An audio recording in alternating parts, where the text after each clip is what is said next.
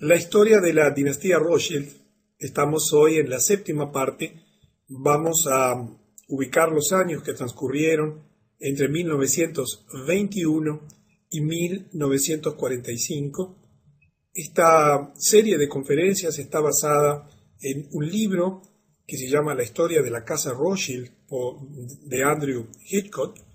No es un libro fácil de conseguir, el único que conozco está en idioma inglés. No sé si hay traducción, pero bueno, quizás lo puedas conseguir allí en tu país. Habíamos dejado en 1921.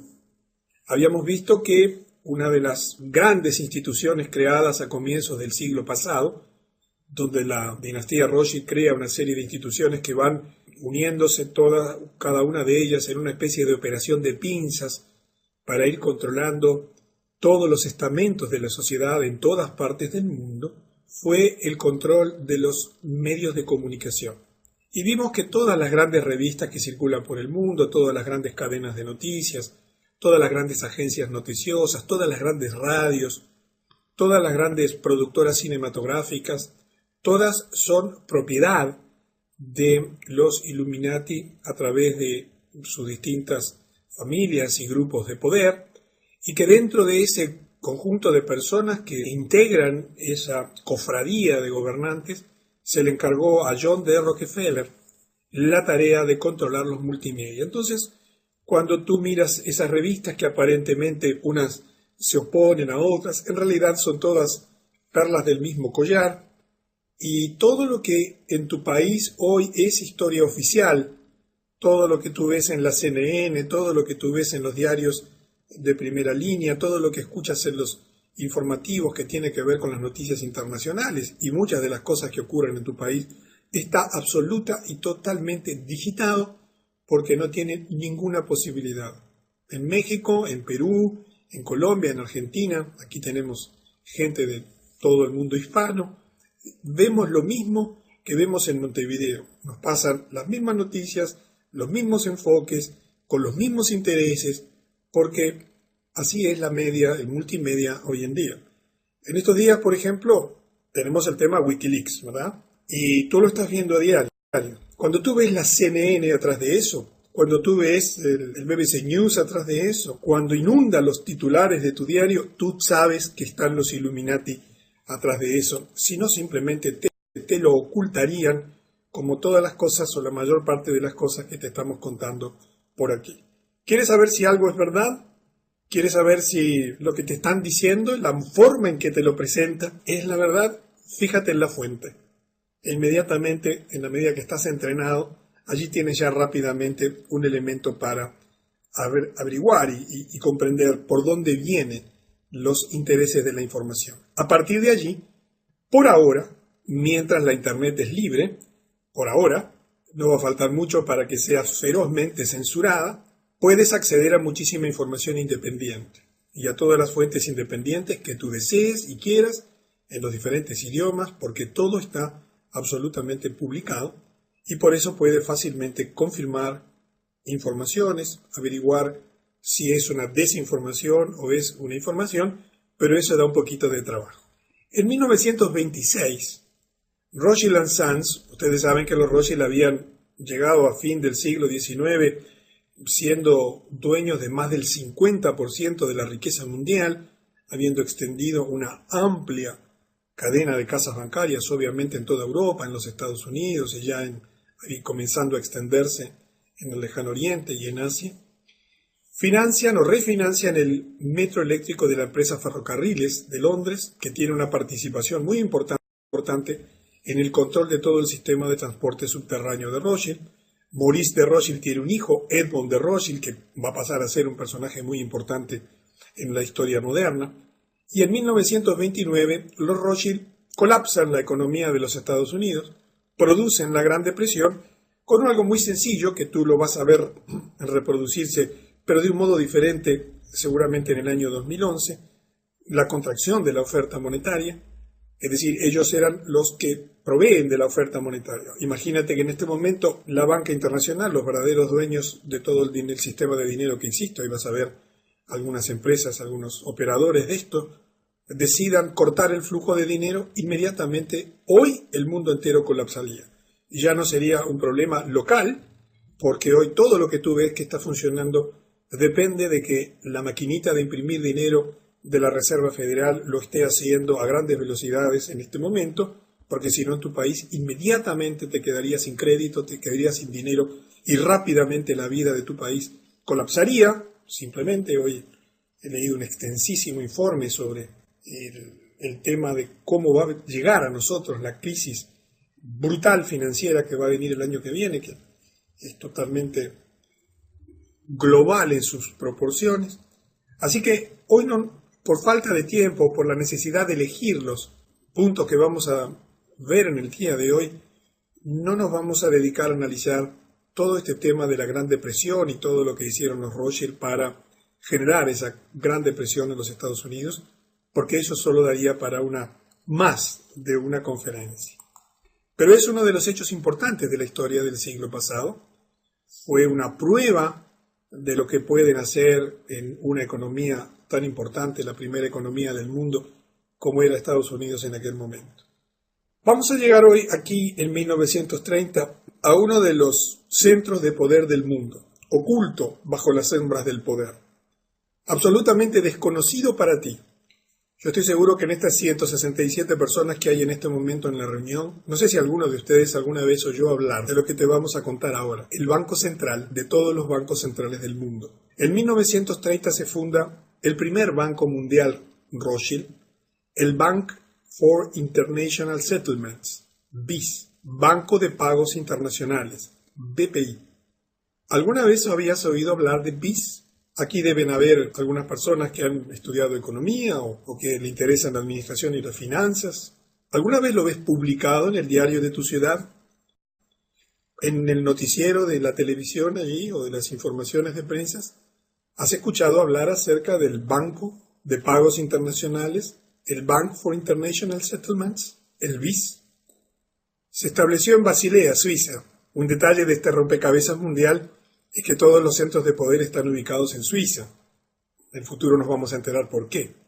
El mismo lugar donde 33 años antes se llevó a cabo el primer Congreso Sionista Mundial. Y como sabes, todo lo que hoy estás viendo y que está ocurriendo tiene como fuente de poder la organización sionista en el mundo. El BPI fue fundado en 1930 y le vamos a dedicar en el día de hoy unos cuantos minutos a este tema, porque este banco está dominando absolutamente las finanzas de tu país y del mundo entero. Los principales actores en la constitución del BPI fueron el gobernador del Banco de Inglaterra, que como sabes, toda la banca inglesa era absolutamente dominada, y lo es hasta hoy, dominada por la Casa Rothschild, Montagu Norman, y así como su colega alemán, Hjalmar Schacht, último ministro de finanzas de Adolf Hitler. Este señor, Schacht, tuvo una gran virtud. Fue de los pocos que en el tribunal de Nuremberg no terminó sentenciado. Tiene una historia post la guerra muy interesante de poder, porque pertenecía a la gran élite bancaria del mundo, siendo nada menos que el fundador del BPI. Cuando tú estudias qué es el BPI, a mí se me pone la piel de gallina. Te da miedo por el inmenso poder que acumula. El Banco de Pagos Internacionales es el banco central de los bancos centrales de todo el mundo, con sede en Basilea, Suiza. Es una organización internacional que dice fomentar la cooperación financiera y monetaria internacionales y sirve de banco para los bancos centrales. No rinde cuentas ante ningún gobierno. Es supranacional. Está por encima de quien gobierne tu país y cualquier gobierno del mundo. También presta servicios bancarios, pero solamente a los bancos centrales o a las organizaciones internacionales, como el propio BPI. 10 veces al año, una vez al mes, excepto en agosto y en octubre, un pequeño grupo de hombres bien vestidos llega a Basilea, enfrente a la estación terminal de trenes de Basilea, Suiza. Discretamente se registran en el Hotel Euler. Llegan a esta ciudad de lugares tan dispares como Tokio, Londres, Washington, para la reunión ordinaria del club supranacional más exclusivo, secreto y poderoso del mundo.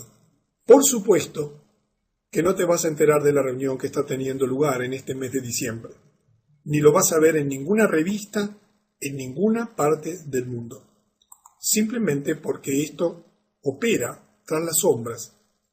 Los miembros de este club se limitan a un puñado de hombres poderosos que determinan diariamente el tipo de interés, la disponibilidad del crédito y la oferta monetaria de los bancos en sus propios países. ¿Sobra el dinero en tu banco central allí en tu país? Esto fue decidido por el BPI y es decidido diariamente.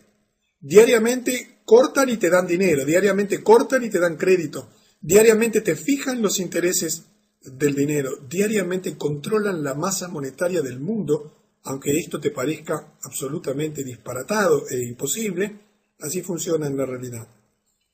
¿Quiénes integran este pequeño grupo de selectos hombres que controlan nada más ni nada menos que a los bancos centrales de todo el mundo?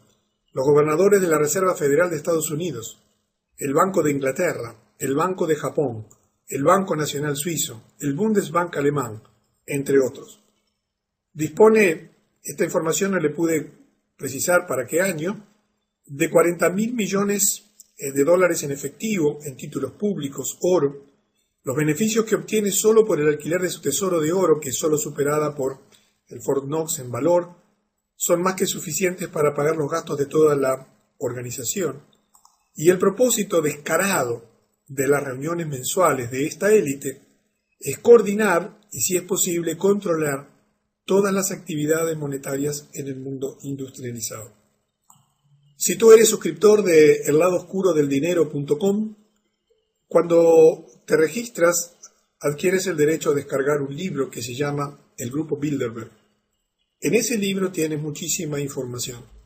Dentro de la información que vas a recibir en el ebook, vas a tener sitios web donde vas a poder asombrarte de toda la información y documentación que existe respecto de las cosas que han hecho en el pasado y de lo que están haciendo y de lo que tienen planificado hacer.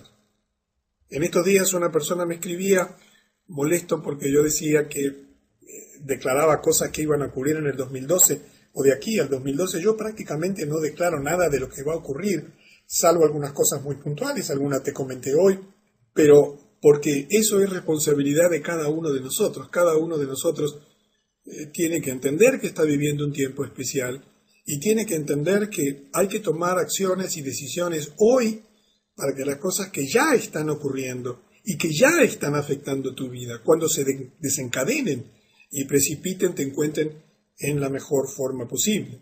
Y vamos a dedicar la última de serie de estas conferencias a hablarte sobre algunas cosas básicas que podrías hacer desde el punto de vista material y también desde el punto de vista espiritual para enfrentar este sistema que cada vez es más opresivo, que cada vez se va tornando más como un sistema de pinzas, como te decía al principio, que va controlando todos los aspectos de la sociedad. El BIS, este Banco de International Settlements, es uno de los brazos más oscuros de la arquitectura financiera internacional elaborada en Bretton Woods. En la próxima conferencia vamos a hablar más en detalle sobre Bretton Woods. Pero allí, en esa reunión de Bretton Woods, en Estados Unidos, es donde se organizó todo el sistema monetario, todo el sistema financiero actual. Es allí donde se abandonó el patrón oro. Es a través de ese acuerdo que hoy el mundo está lleno de dólares que son solo papeles pintados y que no tienen absolutamente ningún valor. Y está estrechamente vinculado al Grupo Bilderberg. Es controlado, como te decía, por una élite interna que representa a todos los más importantes bancos centrales del mundo. Observa que John Maynard Keynes, que fue quizás el economista más influyente de todos los tiempos, quería cerrar este banco, porque él sabía, como lo sabe cualquier persona informada, que fue utilizado para lavar dinero de los nazis en la Segunda Guerra Mundial. Tú tienes que comprender que los nazis, para haber podido financiar su guerra, necesitaron dinero. Siempre te aclaro que cuando en un lugar hay guerra, ese gobierno se endeuda, tiene que tomar créditos, porque el flujo del dinero normal que viene a sus arcas, vía impuestos al presupuesto del balance anual que ha elaborado para este año no puede ser utilizado para financiar los viajes de los soldados, el petróleo, las municiones, el armamento. Por lo tanto, automáticamente piden dinero prestado. Y allí, por supuesto, aparecen siempre todos estos grupos bancarios para dar dinero, porque dan el dinero a cambio de que la devolución sea garantida con los impuestos de la gente. Por eso, en tu país, si ha participado de guerras, ha terminado endeudado y teniendo que pagar fuertes reparaciones de guerra, tanto como ganador como perdedor. A comienzos del año 2006, ahora hace unos poquitos años, el BIS, para que tengas una idea que nos está afectando hoy modernamente, ya en ese momento publicó un documento en el que pedía el fin de las monedas nacionales, a favor de un modelo global de moneda única. Cuando en poco tiempo tú veas una moneda única, sabes que eso fue creado ya hace muchos años, que ya fue diseñado financieramente y que es un proceso absolutamente inevitable. En un informe publicado allí en un pedacito del Telegraph de Londres sobre las tasas de inflación del Reino Unido, se expresa que este BPI ha sugerido abandonar las muchas monedas nacionales a favor de un pequeño número de bloques monetarios formales basados en el dólar, el euro, el yen y el renminbi. No sé si sabes lo que es el renminbi, es la moneda oficial china, ¿verdad? Que tiene una unidad de medida en el yuan, pero en realidad la moneda de ellos es esta que te he comentado allí. Y ya de esto se está hablando hoy en día, está inundando todos los portales que van preparando la nueva situación. En 1900, así que el BIS, del cual nunca habías oído hablar hasta el día de hoy probablemente, es una de las grandes herramientas absolutamente en las sombras que tienen para dominar financieramente lo que ocurre en tu país y en todos los países del mundo. En 1933, Rothschild financia a IBM, quien comienza a proveer a Alemania de las máquinas de tarjetas perforadas necesarias para ayudar a organizar y gestionar la identificación inicial y la expulsión social de los judíos, la confiscación de sus bienes y su exterminio. Yo he evitado expresamente incluir aquí todas las cosas que explicaron el porqué, todos los acontecimientos desde el punto de vista económico que explicaron el porqué de lo que pocos años ocurriría después de la Segunda Guerra Mundial, para limitarme a los hechos exclusivamente financieros y, bueno, haciendo, como te decía al principio, una muy escueta selección de las muchas cosas que ocurrieron en estos años. Thomas Watson, que fue el fundador de IBM, aceptó en junio de 1937 una distinción que se volvería en su contra, una medalla que Adolf Hitler creó para extranjeros que demostraron ser dignos del Reich alemán. Rebosante de esvásticas y águilas, la medalla confirmaba la contribución de IBM a la automatización de la Alemania nazi. En aquel momento Alemania era el segundo cliente de la IBM, después de los Estados Unidos. Los historiadores han documentado ampliamente cómo la tarjeta perforada de IBM, precursora de las computadoras, desempeñó un papel importantísimo en áreas que iban desde la puntualidad de los trenes alemanes hasta el programa de rearme de Hitler, pasando por los datos de censos que constituían en aquel momento un elemento clave para la política racista nazi. ¿Qué quiero darte a entender? ¿Qué queremos darte a entender a través de esto? Nada pudo haberse hecho por parte de Hitler y todo el esquema nazi sin el apoyo de las grandes corporaciones internacionales, sin el financiamiento de los grandes bancos internacionales para todo su proyecto de hegemonía mundial, porque ningún país puede hacerlo modernamente. En 1933, también en ese mismo año y bajo el gobierno de Roosevelt, se firma la Orden Ejecutiva 6102. Tú sabes que en Estados Unidos las leyes tienen una expresión numérica junto con unas letras, y se exigía a los ciudadanos de los Estados Unidos a entregar a más tardar el 1 de mayo de 1933 todo el oro en su poder. Te aclaro que Estados Unidos no estaba en guerra, ni había ninguna situación de emergencia. Sin embargo, salvo una pequeña cantidad de monedas de oro, deberían entregarse todos los lingotes de oro y certificados de oro de su propiedad a la Reserva Federal, al cambio de $20.67 por onza Troy.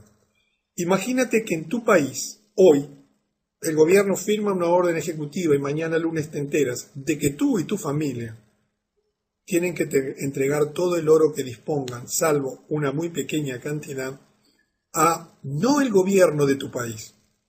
Porque tú sabes que la Reserva Federal no es parte del gobierno de los Estados Unidos. La Reserva Federal es quien gobierna, pero es una entidad privada.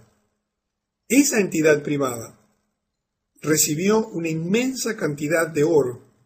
Por supuesto, muchas familias, especialmente las adineradas y todas aquellas que tenían acceso a esta información previamente, ya habían transferido sus ahorros en oro a otros países.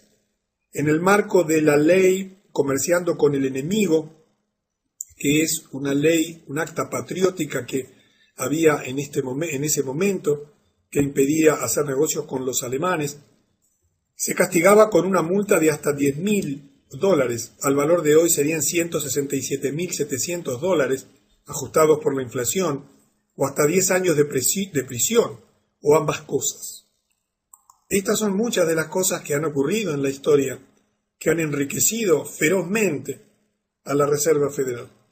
El precio del oro para las transacciones internacionales fue fijado a partir de entonces por la tesorería en $35 la onza, $587 a valor del 2010.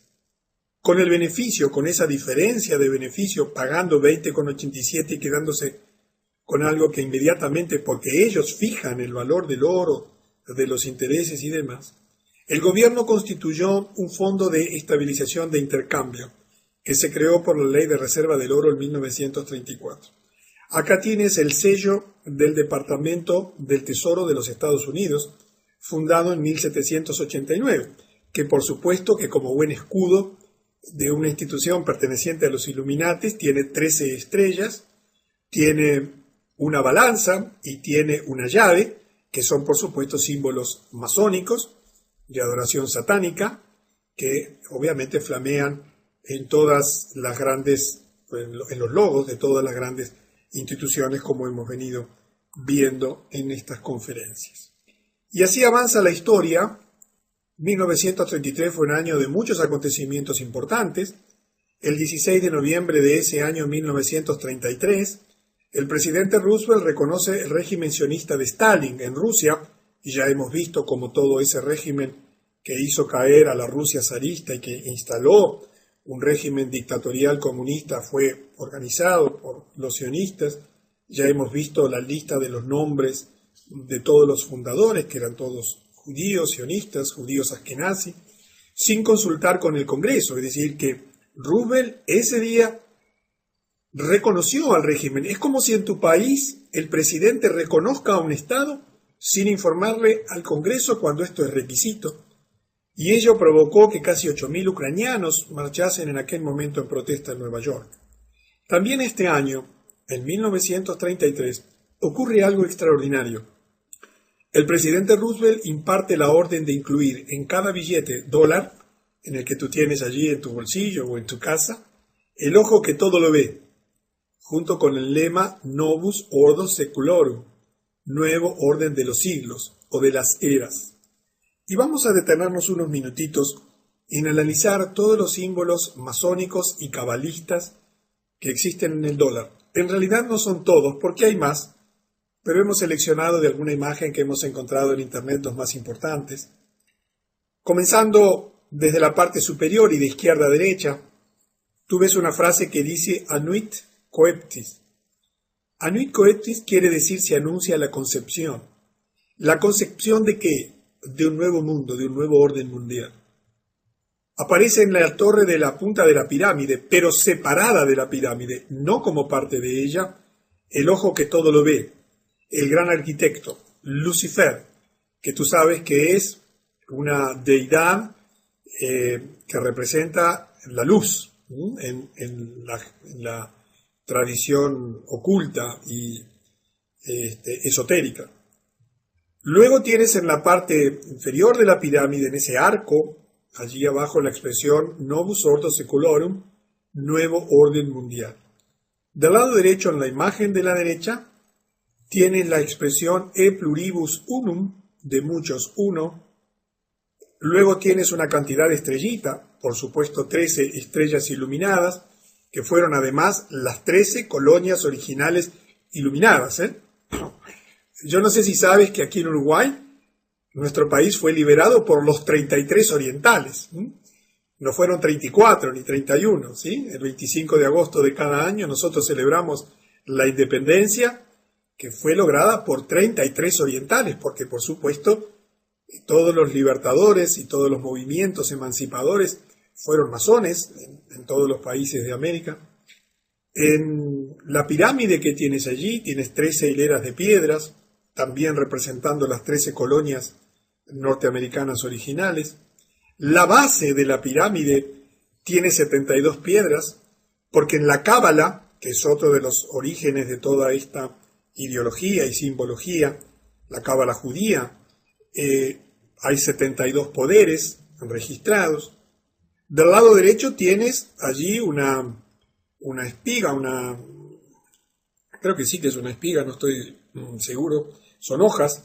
Allí tienes, cuenta, en la 13 hojas, pero además la cola de esa ave, que no es un águila, sino que es el ave fénix, mucha gente cree que eso es un águila, tienes 13 plumas en la parte inferior. Y además hay 13 flechas, y son los distintos poderes poseídos por las 13 colonias. Y perdón, allí estaba refiriéndome a las flechas, las hojas y las hayas. Las plumas son 9 que están en la cola del ave fénix, porque son las 9 esferas de ascensión hacia el estado iluminado. Todos los billetes de dólar están llenos de símbolos esotéricos. Hay más.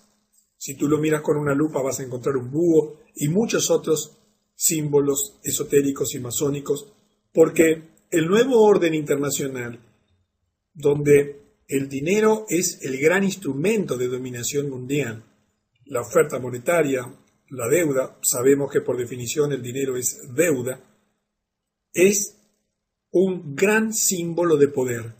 Y por lo tanto, los Illuminati, la dinastía Rothschild, todas las organizaciones que están detrás de este proyecto, han elegido el dólar como el lugar donde millones de personas, todo el mundo, porque es la moneda mundial, es la moneda con que tu país compra las cosas que se importa, es la moneda en que tu país paga las cosas que importa y cobra las cosas que exporta, es la moneda en que se endeuda, es la moneda del mundo. Todo tu país está absolutamente lleno de símbolos masónicos, no solamente en las estatuas y monumentos, sino también y fundamentalmente en la moneda en la cual se realizan las transacciones internacionales. En 1934 se reforman las leyes del secreto bancario.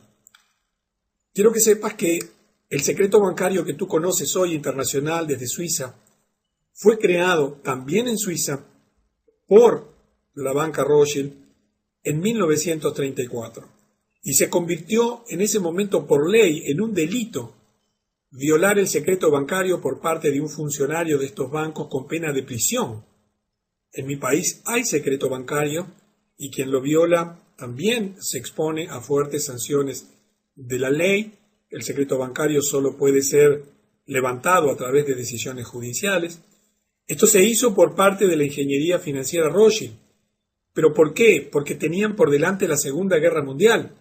Ellos ya estaban en el conocimiento pleno de que los medios de información comenzaban a ser muy accesibles a la gente y tenían que tener mucho control sobre las filtraciones, porque ellos, que ya tenían preparada la Segunda Guerra Mundial, como lo sabemos desde el siglo pasado por documentos que hemos visto en conferencias anteriores, ellos financiarían a ambos lados del conflicto, como lo hicieron siempre en todas las grandes guerras de la humanidad, porque de ese modo siempre se aseguraban el control total, no solo durante la guerra, sino fundamentalmente después de ella. Y en ese momento también muere Edmond de Rothschild, que en toda esta historia había jugado un papel central. Suiza es el centro de poder donde se crea la legislación internacional. Allí tienen su centro de poder todos los grandes bancos internacionales, las Naciones Unidas, en fin, todos los grandes centros de poder mundial nacen legalmente en Suiza porque es el lugar que ellos eligieron desde siempre, lo han mantenido como país neutral, no es casualidad, lo han mantenido como país neutral porque tenían que separarlo siempre de la guerra, los ejércitos en pugna no podían atacar este país o intentar dominar este país, tenían que respetar su neutralidad, debido a que si no les eran quitado la financiación. Y en 1939, IG Farben, un gran complejo multinacional alemán, el principal productor de productos químicos, todas las grandes compañías, la Big Pharma internacional, Bayer y demás, tiene su origen en esta gran compañía, que era el principal productor de productos químicos en el mundo. Allí fueron a parar todos los ingenieros químicos nazis y todos los grandes científicos nazis. Después fueron contratados rápidamente por esta multinacional que tenía que seguir produciendo. Era también el primer productor alemán de acero, que aumentó dramáticamente su producción. Ese aumento de la producción se utilizó casi exclusivamente para armar a Alemania en la Segunda Guerra Mundial. Por supuesto, una empresa controlada por los Rothschild, que pasaría a utilizar judíos y otros pueblos desplazados como esclavos en los campos de concentración. Y esta fábrica, por ejemplo, fue la que creó el letal gas Ciclón B, que se dice que fue utilizado en las cámaras de gas. El 1 de septiembre, la Segunda Guerra Mundial comenzó con la invasión alemana a Polonia. No es de interés para este ciclo definir las causas de la guerra, sobre eso hay muchísima discusión, historiadores, sino simplemente tratar de hilar una cantidad de acontecimientos y centrarnos fundamentalmente en el uso de las finanzas como medio de gobernación mundial. Acá quiero aportarte un dato histórico muy interesante. Yo te decía en la invitación para la conferencia, si sabes quién se sospecha que fue el abuelo de Hitler, un abuelo desconocido. Y te voy a contar una historia absolutamente documentada. En 1940, un señor Keller, en su libro Dentro de la Gestapo, indica lo siguiente de María Anna, tiene un apellido allí alemán, disculpen mi pronunciación, Schick-Gruber, la abuela de Adolf Hitler. Esta era una joven llegada a Viena que se convirtió en empleada doméstica de los Rothschild, de la mansión Rothschild, para servir en su mansión. Los historiadores dicen que el abuelo desconocido de Hitler debe probablemente buscarse en esa magnífica casa. Esto es respaldado por más historiadores aquí, por ejemplo Walter Langer en su libro La mente de Hitler. Dice que el padre de Adolf, que se llamaba Alois Hitler, era el hijo ilegítimo de María Anna y que ella vivía en Viena y que al tiempo de la concepción trabajaba como sirvienta en la casa del barón Rothschild. Tan pronto como la familia descubrió su embarazo, fue enviada de vuelta a su casa donde el padre de Hitler nació. Ahora, hay mucha especulación respecto de quién fue el abuelo. Y como muchos historiadores opinan, y esto es un hecho controversial, no confirmado, quizás habría sido el mismísimo barón Rothschild, pero esto de ninguna manera es un hecho objetivo y plenamente documentado. En un análisis superficial puede parecer poco probable que Hitler fuese un Rothschild, pero, de nuevo, cuando se descubren los beneficios que los Rothschild obtuvieron de esta guerra, las conexiones financieras y políticas, es posible imaginar perfectamente una conexión Rothschild y que no parezca tan descabellado como podría parecer en un primer momento, nada menos que con toda la maquinaria nazi de la Segunda Guerra Mundial. Pero viene bien la anécdota para ponerle un poquito de distensión a todo este tema tan oscuro, tan complejo que nos plantea la situación financiera que se fue tramando y elaborando a lo largo de los siglos y que hoy está oprimiendo tu país y la mayor parte de las familias que viven allí, así como sucede también en mi país. En 1941, Estados Unidos entra en guerra. El presidente Roosevelt lleva a Estados Unidos a la Segunda Guerra Mundial. También aquí hay muchos estudios y muchas ideas sobre las verdaderas causas. Aquí vamos a darte una de las causas que tienen que ver con la situación financiera mundial. Y dice que el presidente Roosevelt llevó a la guerra a Estados Unidos en la Segunda Guerra por negarse a venderle a Japón toda la chatarra de acero más petróleo que Japón necesitaba. Recordemos que Japón estaba en guerra con China y que sin la chatarra de acero y sin el petróleo de los Estados Unidos no podía continuar la guerra porque dependía como proveedor principal de los Estados Unidos y por lo tanto Roosevelt podía pensar que esta acción podría provocar a los japoneses para vengarse o tomar represalias contra los Estados Unidos.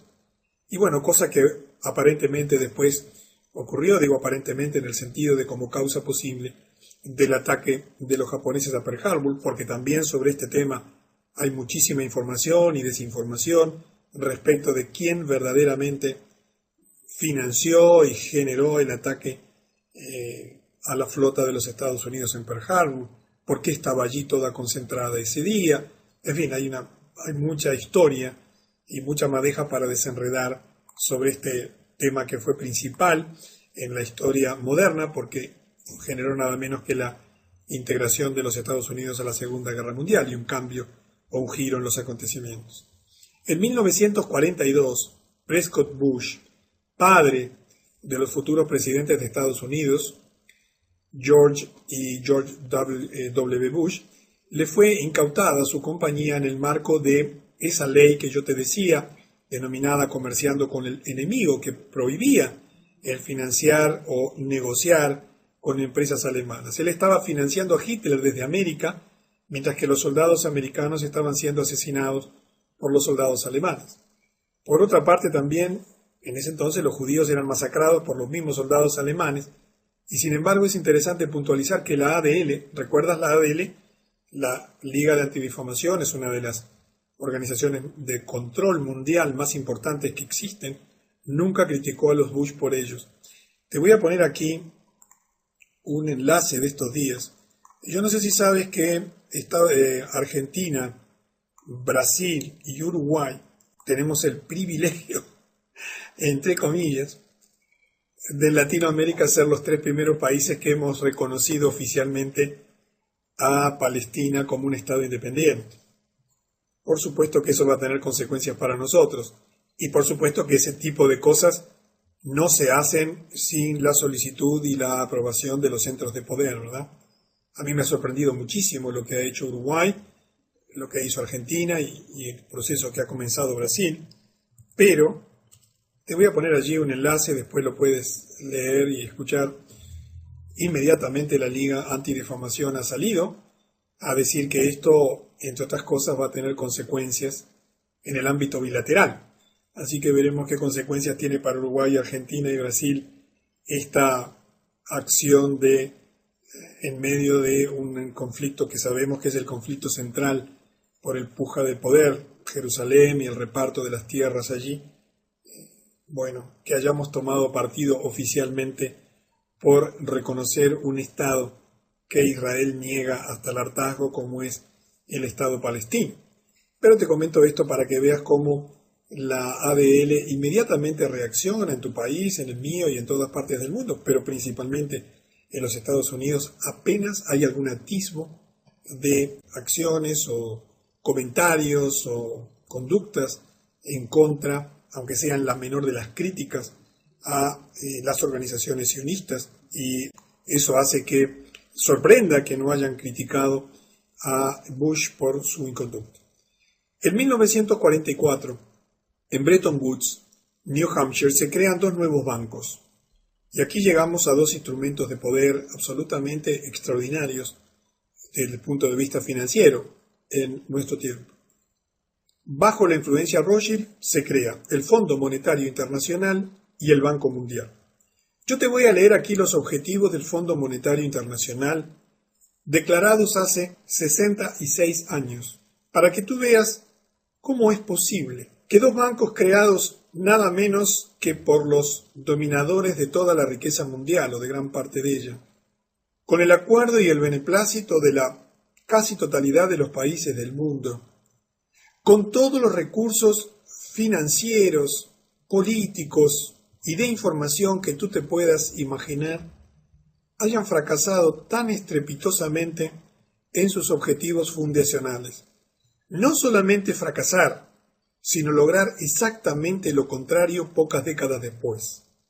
Eran los objetivos fundacionales del Fondo Monetario Internacional. Allí tienes del lado derecho su logo y por supuesto puedes acceder a la página web fácilmente. Promover la cooperación monetaria internacional a través de una institución permanente que proporcionaría un mecanismo de consulta y colaboración en materia de problemas monetarios. Facilitar la expansión y el crecimiento equilibrado del comercio internacional y contribuir con ello a promover y mantener altos niveles de ocupación e ingresos reales y a desarrollar los recursos productivos de todos los países asociados como objetivos primordiales de política económica. Si no te lo tomas en gracia, realmente es una tragedia mundial. 3. Promover la estabilidad de los cambios. Asegurar que las relaciones cambiarias entre sus miembros sean ordenadas y evitar las depreciaciones con fines de competencia. 4. Ayudar a establecer un sistema multilateral de pagos para las operaciones en cuenta corriente efectuadas entre los países y a eliminar las restricciones cambiarias que pudieran estorbar el crecimiento del comercio mundial. 5. Infundir confianza en los países miembros al poner a su disposición los recursos del fondo en condiciones que los protegieran, dándoles así la oportunidad de corregir los desajustes de sus balanzas de pago sin recurrir a medidas que pudieran destruir la prosperidad nacional e internacional. 6. Como consecuencia de la función anterior, reducir la duración y la intensidad del desequilibrio de las balanzas de pago internacionales. Realmente solo el diablo y sus adoradores pudieron ser tan maquiavélicos y tan malos, haber creado un organismo internacional declarando públicamente estos objetivos, con todos los recursos disponibles para haber logrado pocos años después exactamente lo contrario. Quiero que entiendas que lo que está pasando en tu vida y en tu país ha sido absolutamente diseñado por los centros de poder, que se ocultan bajo una apariencia de corderos, de buenas intenciones, pero que en la realidad son verdaderamente diabólicos y demoníacos. El Banco Mundial, abreviado como BM, en inglés World Bank, es uno de los organismos especializados de las Naciones Unidas, por supuesto como el Fondo Monetario, que se define como una fuente de asistencia financiera y técnica para los llamados países en desarrollo. Su propósito declarado, yo quiero que adviertas el propósito de este banco. Fue creado con un inmenso poder, con recursos absolutamente ilimitados, con esta finalidad que te voy a mencionar ahora. Su propósito declarado en su carta fundacional era reducir la pobreza mediante préstamos de bajo interés, con créditos sin intereses a nivel bancario y apoyos económicos a las naciones en desarrollo. Está integrado en la actualidad por 186 países miembros. Fue creado en el 44 y tiene su sede este banco en la ciudad de Washington, Estados Unidos. Tú observa lo que ha pasado en el mundo. Un banco creado con este poder para reducir la pobreza solo ha logrado aumentar la pobreza y endeudar a todas las naciones que han tomado sus préstamos. Esto es para que veas cómo opera la élite mundial y cómo por detrás de todas sus declaraciones hay intereses ocultos. Y llegamos al final de estos años que estamos desarrollando en la séptima parte. En 1945, luego del fin de la Segunda Guerra Mundial, se informó que las plantas Farben, ¿sabías esto? Mira que Alemania fue bombardeada, ¿verdad? Sin embargo, no fueron específicamente atacadas en los bombardeos sobre Alemania. es interesante que se encontró que solo sufrieron un 15% de daños. Los tribunales que se celebrarían luego de la Segunda Guerra Mundial para investigar los crímenes de guerra nazis censuraron todo material con registros de la asistencia occidental a Hitler. Nada vino a la luz. Pero nos vamos a detener en el último gran acontecimiento de este periodo, que ha cambiado profundamente la historia de la humanidad, y que es que en ese año los Rothschild dieron un paso gigantesco hacia su objetivo de dominar el mundo. Tú recuerdas ya cuando en 1800 y pico, en el Congreso de Viena de 1822, intentaron crear el primer banco central en Alemania. Tú recuerdas cómo ya durante el siglo XIX se había intentado crear una primera organización mundial política de países. Recuerdas cómo cuando al final de la Primera Guerra Mundial fue creada la Liga de las Naciones, que tuvo un periodo muy cortito, pero ahora sí, en el fin de la Segunda Guerra Mundial, logran crear su gran instrumento de control político a nivel mundial, las Naciones Unidas. Las Naciones Unidas hoy tienen el control de lo que ocurre en el Ministerio de Salud de tu país, en el Ministerio de Defensa, en la educación de todos los organismos de enseñanza que existen en tu país. Tiene bajo el control la producción de alimentos.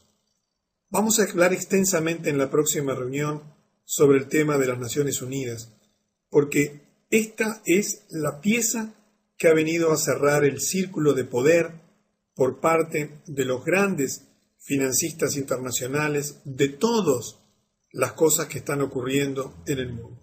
En la octava parte de la dinastía Rothschild nos vamos a encontrar para abarcar acontecimientos ya mucho más cercanos a nosotros. Te sorprenderás de las cosas que también vas a escuchar y que ocurrieron en la octava parte de la dinastía Rothschild.